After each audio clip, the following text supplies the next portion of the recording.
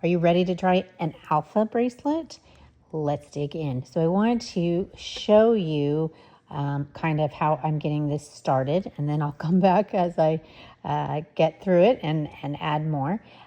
So I'm Sarah from Naughty by Nature Studio, and I am just kind of learning all things knots. Alpha bracelets actually are a little bit easier. They seem intimidating, and there is a little bit that's intimidating, which I'll show you in another video. But this one, I just wanted to show you kind of the setup. I have a clipboard. I have my 3 colors that I'm going to be knotting with, and I like to keep them on these little bobbins so that I can keep it all together and it doesn't, because if you just have it kind of in a wad, it's going to knot up and then you can't really do the correct knots. Tape, you'll need tape and some little scissors. So I printed out, this is from Bracelet Book. This is pattern number 40357.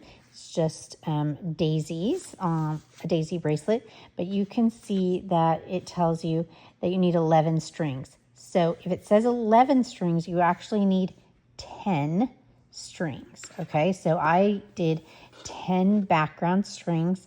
Doesn't really matter the color of them because you'll only see it kind of on the ends where you tie it onto your wrist. But I usually do white as the background, and I just made them about they're about 13 inches long. Actually, they're a little bit longer than my clipboard, which is 12 inches long. So this is how I'm getting it set up. And then I put about 3.5 inches kind of under the clip here so that I would have the ends that I can tie the bracelet onto my wrist. So I have this one.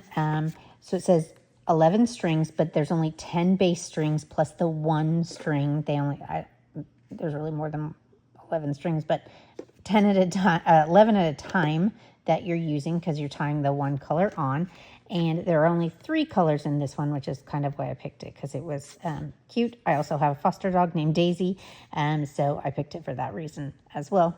Easy and cute. So 10 strings, about 13 inches long as your base strings. The 3 colors that are on bobbins or something, if you don't have a bobbin, just kind of put together so that they're not going to mat up on you.